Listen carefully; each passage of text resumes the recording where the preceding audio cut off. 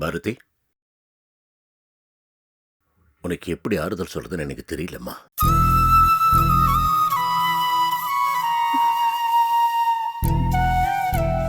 இவனையும் தான் இப்படி பிரம்ம பிடிச்ச மாதிரி இத்தனை சோகமா என்னால் பார்க்க முடியலம்மா.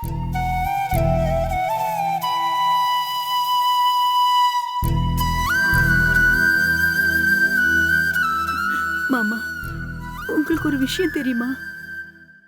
சம்பந்தி அம்மா ஃபோன் பண்ணி சொன்னாங்க, இவ மகதி போட்டோவையே வெறிச்சு பார்த்துட்டு அவ்வளவு மாதிரியே சைகையில பேசிட்டு அழுதான்னு கேட்டதும் என் உடம்பே ஆடி போச்சு மாமா.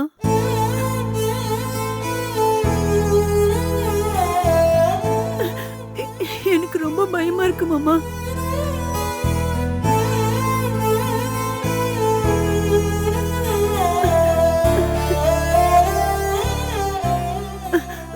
பாரதி, உனக்கு நாங்கெல்லாம் இருக்கோம்டா.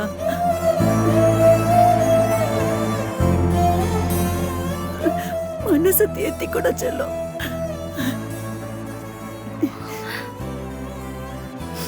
சந்தோஷ், நீ அப்போ இவளோட தான் இருந்த? இருந்தேன். ஆனா ஒன்றும் பண்ண முடியல. என்ன பண்ண முடியும்? அதான் மாமா சொன்னாரு, இதுக்கு மேலேயும் பாரதி அங்கே இருந்தா அவளுக்கு ரொம்ப கஷ்டமா இருக்கும். அதான் அங்கே கூட்டு வந்துட்டேன்.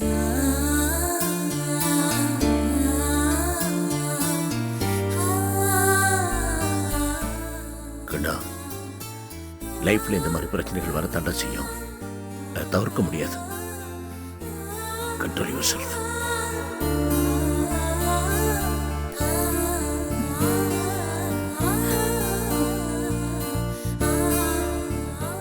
பாரதி, நீ உன்னை கல்யாணம் பண்ணிக்கிட்டு இந்த வீட்டுக்கு வரதுக்கு முன்னாடி இந்த வீடு வீடாவே இல்லை.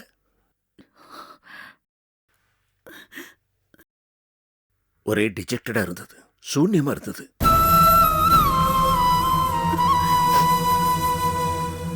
சிரிப்பு கும்மாளம் எதுவுமே இல்லை.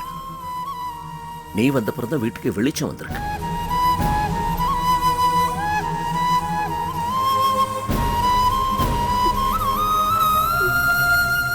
இருண்டு கிடக்கிற வீட்டுல குத்து விளக்கு வந்த மாதிரி வந்தம்மா. நீ வந்த பிறந்தான் இந்த வீட்டுல சிரிப்புன்னா என்னன்னு தெரிஞ்சது, சந்தோஷம்னா என்னன்னு தெரிஞ்சது.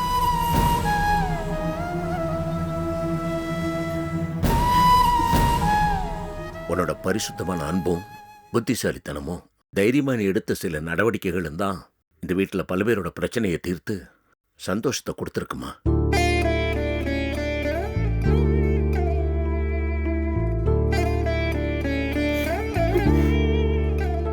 அந்த சந்தோஷத்தை தந்த கையோடையே நீ இன்னொரு சந்தோஷத்தை தந்த.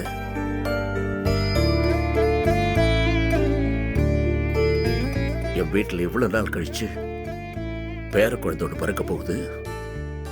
அதோட கொஞ்சம் விளையாடுறதுக்காகவே ஆண்டவனுக்கு நிறைய ஆயுசை கொடுக்கணும்னு நான் பேராசைப்பட்டேன்.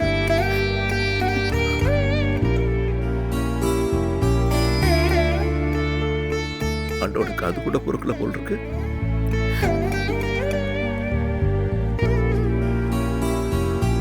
ஆசையை நிராசையாக்கிட்டான்.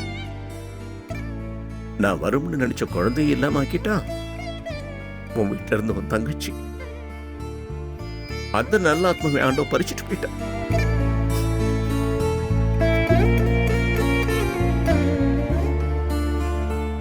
எல்லாம் நான் முன் ஜென்மத்துல செஞ்ச பாவத்தால நினைக்கிறேன். யாரும் நொந்துக்கிறது. ஆனா இதையே நினைச்சு நினைச்சு அழுதுட்டு இருந்தா இப்ப என்னமாக போகுது?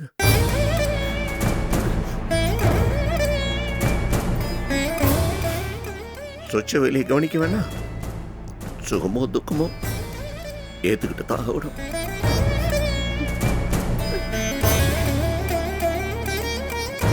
இந்த பக்கம் வரணுங்கிறதுக்காக தான் ஆண்டவன் அப்பப்போ நம்ம தலையில இந்த மாதிரி குட்டுறான். அவன் ஆட்டி வைக்கிறான் பாரதி, நாம ஆடிக்கிட்டு இருக்கிறோம். அவன் தான் சூத்திரதாரி, நாமெல்லாம் வெறும் பொம்மைகள்.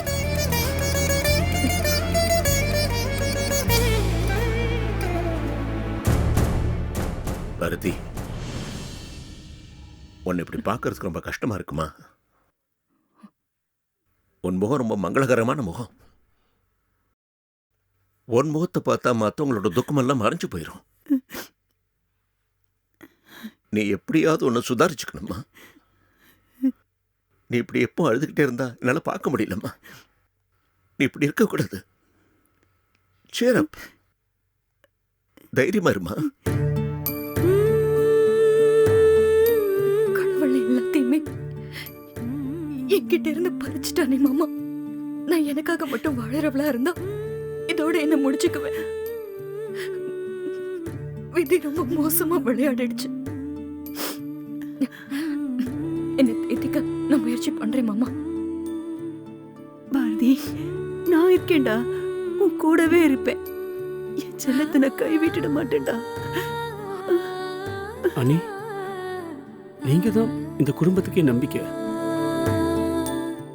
அது நீங்க மனசுல நினைச்சாலே போதும். நான் சின்ன பையன், நீ எனக்கு இதை தவிர வேற என்ன சொல்றதுன்னே தெரியல.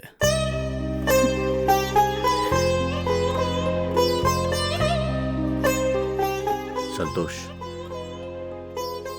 பல நேரம் உன் லைஃப் பத்தி நான் ஒரி பண்ணிருக்கேன்ப்பா.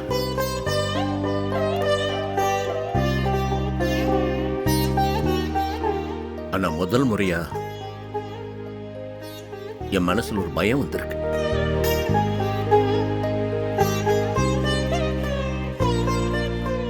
என்ன இப்போ உன் முகத்தை பார்த்தா அப்படி இருக்கு.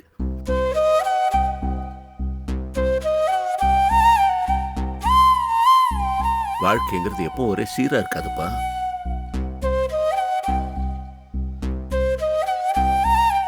ஏற்றத்தாழ்வுகள் உண்டு, சுகதுக்கங்கள் உண்டு.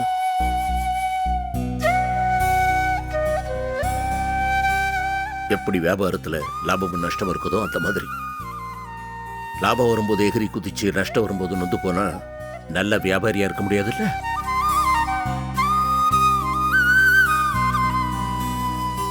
உனக்கு தெரிஞ்சது தானே. அதே மாதிரி வாழ்க்கையை எடுத்துக்க கத்துக்கோ.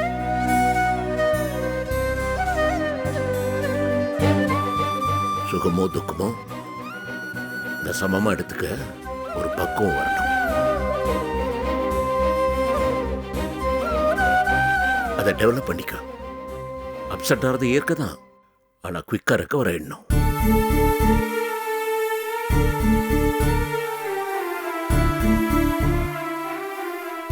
உன்னோட சந்தோஷம் மற்றவங்களை சந்தோஷப்படுத்தணும்.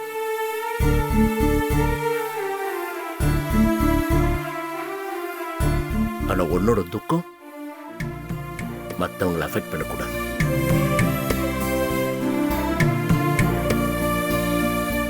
நான் சொல்றது உனக்கு புரியுதுன்னு நினைக்கிறேன்.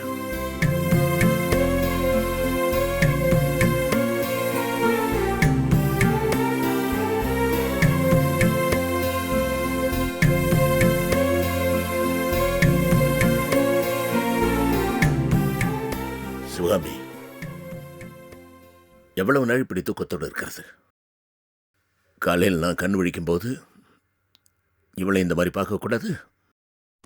சந்தோஷ், இவனையும் நான் சிரிச்ச முகத்தோட பார்க்கணும். இவனோட சேர்ந்து நீ எழுதிட்டு இருக்காது. சேரதமா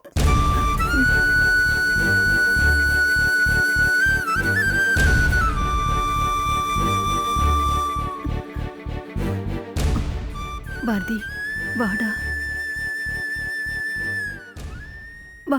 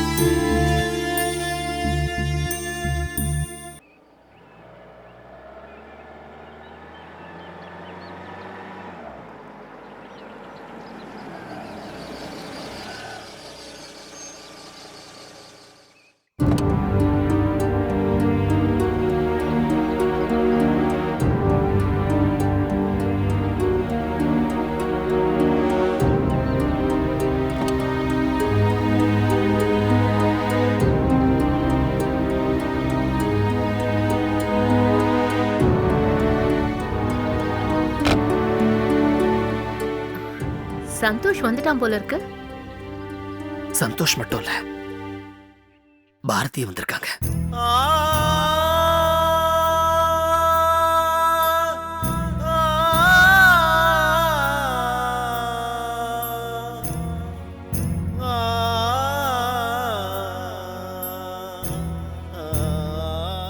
சரி தேவி, நீ வா. மகதி இறந்த போது அவங்க வீட்டுக்கு உன்னால வர முடியல. இப்ப வந்து பாரதி கிட்ட ஒரு வார்த்தை விசாரிச்சிருவா. இல்ல, நான் நான் வரல மதன். என்னவோ அவ அவ முகத்தை பார்த்து பேசினா நான் ஏதாவது எமோஷனலா பேசி அவளை பாவம். இல்ல, நான் அவகிட்ட அப்புறம் பேசிக்கிறேனே, நீங்க வேணும்னா போய் பேசுங்க. தேவி, இது நல்லா இல்ல. ஒரே வீட்டுல இருந்துகிட்டு நீ இன்னும் எத்தனை நாளைக்கு இதை தள்ளி போட முடியும்? நீ வா. இல்ல, அது பரவாயில்ல, நான் நான் அவகிட்ட அப்புறம் பேசிக்கிறேன். புரிஞ்சுக்கோங்க. நான் உள்ள போறேன். சரி போ, வேற என்ன பண்ண முடியும்? நீ முடிவு பண்ணிட்ட.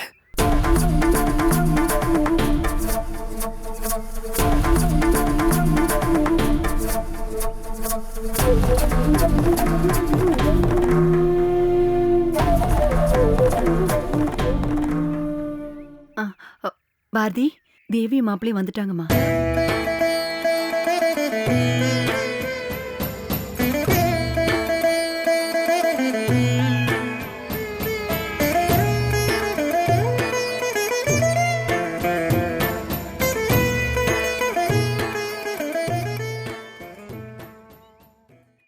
வாங்க மாப்பிள்ள. பாரதிக்கு ஏதாவது ஆறுதல் சொல்லி அவளை சமாதானம் பண்ணுங்க. வந்ததுல இருந்து எதுவுமே பேசாம மௌனமா எதையோ வெறிச்சு பார்த்துட்டே இருக்கா. நீங்க பேசி பாருங்க.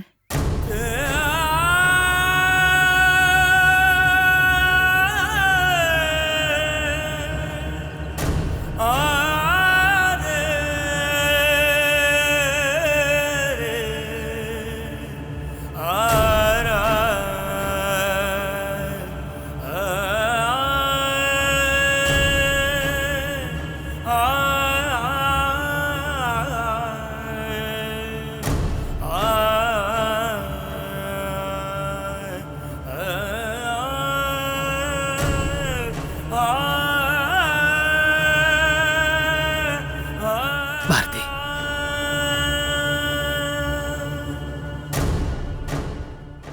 பாரதி, நான் வந்து உனக்கு ஆறுதல் சொல்றதுக்காகவோ இல்ல அட்வைஸ் பண்றதுக்காகவோ வரல. ஏன்னா உனக்குள்ள ஏற்பட்டிருக்கிற சோகம், உன் மனசுல ஏற்பட்டிருக்கிற காயம், இதெல்லாம் வெறும் வார்த்தைகளால ஆறாது. பட் எனக்கு என்னவோ சில விஷயங்களை உன் கூட ஷேர் பண்ணிக்கணும்னு தோணுச்சு. அதான் வந்தேன்.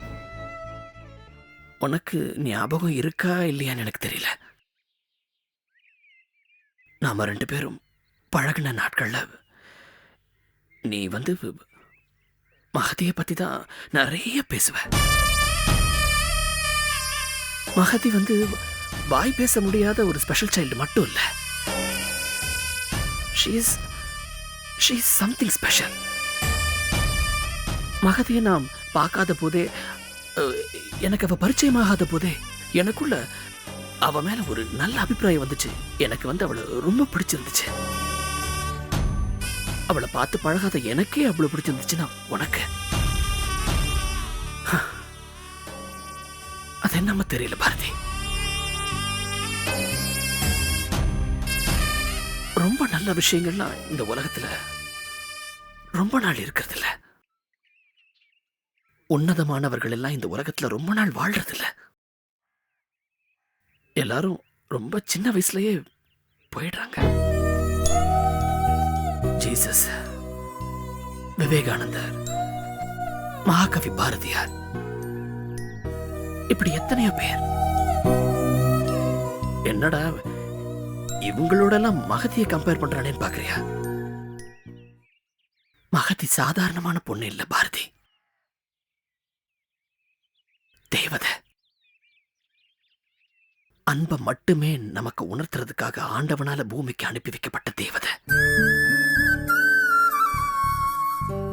தேவதைங்க வந்து கடவுளுக்கு சொந்தம் இல்லையா? நம்மள மாதிரி மனுஷங்க கூட எல்லாம் ரொம்ப நாள் இருக்க முடியாது இல்லையா? அதான் ஆண்டவர் ரொம்ப சீக்கிரமாவே மகதி அவகிட்ட கூட்டிட்டான் போல இருக்கு.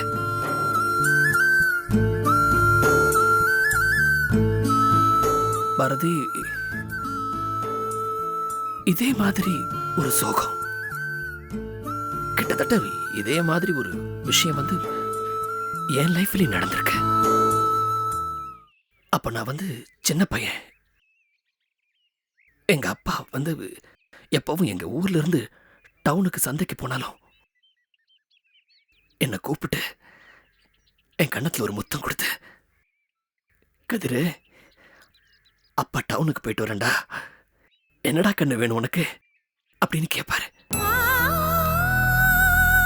நானும் ஏதாவது சொல்லுவேன், அவர் வாங்கிட்டு வருவாரு. அன்னைக்கு அப்படிதான் சந்தைக்கு கிளம்புனாரு. என்ன கூப்பிட்டு முத்தம் கொடுத்துட்டு கிளம்புனாரு. வழக்கமா கொடுக்கிற முத்தம் தான். ஆனா அன்னைக்கு வந்து என்னமோ பண்ணுச்சு. அறியாத வயசது, என்னமோ சொல்ல முடியாத ஒரு உணர்வது. அப்பா அப்படின்னு கூப்பிட்டேன். அவர் நின்னாரு. அவர் கையை பிடிச்சு இழுத்து எங்க அப்பா கண்ணத்துல நான் ஒரு முத்தம் கொடுத்தேன். எங்க அப்பா என்ன அப்படியே பார்த்தாரு. என்னடா ராஜா அப்படின்னாரு. எனக்கு ஒன்னும் சொல்ல தோணல. சிரிச்சேன் அவரை பார்த்து. அம்மாவை பத்திரமா பாத்துக்கடா அப்படின்னு சொல்லிட்டு என் தலையை வருடி கொடுத்துட்டு போனாரு.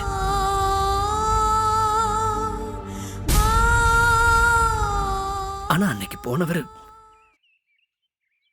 தான் திரும்பி வரல.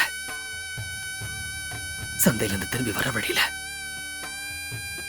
ஒரு ஆக்சிடென்ட்ல தவறி போயிட்டாரு.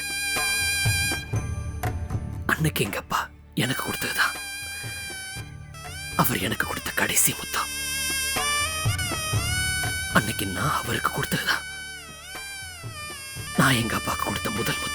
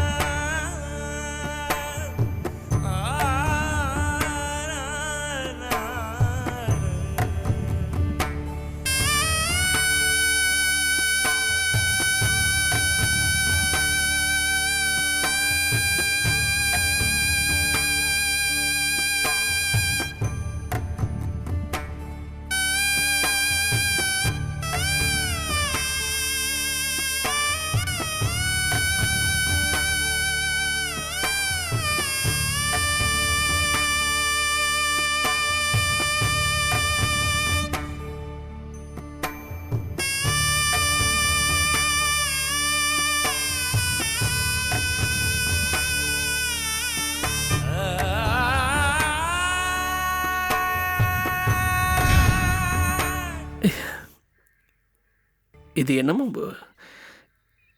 ஏதோ ஒரு முடிவுரை எழுதுற மாதிரி அந்த மாதிரி அமைஞ்சிருச்சு. இப்போ எதுக்கு இதெல்லாம் சொல்ல வரேன்னா, ஆபீஸ்லயும் வீட்லயும் மகதி நடந்துகிட்ட விதங்கள் பத்திலாம் சொன்னாங்க.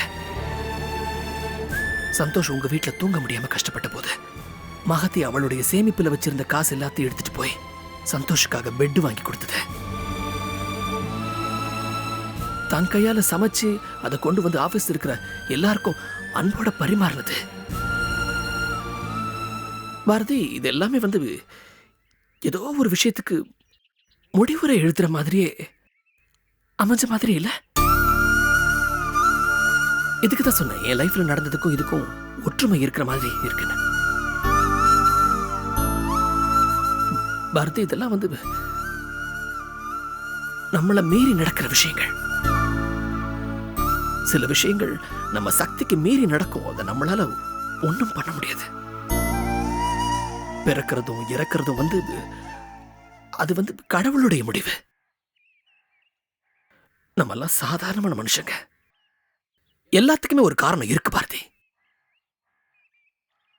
மகத்திய ஆண்டவன் இந்த சின்ன வயசுலயே கூப்பிட்டுக்கிட்டதுக்கு ஒரு காரணம் இருக்குன்னா, நம்ம எல்லாரையும் கூப்பிட்டுக்காம இன்னும் இங்கேயே விட்டு வச்சிருக்கிறதுக்கும் ஒரு காரணம் இருக்கு.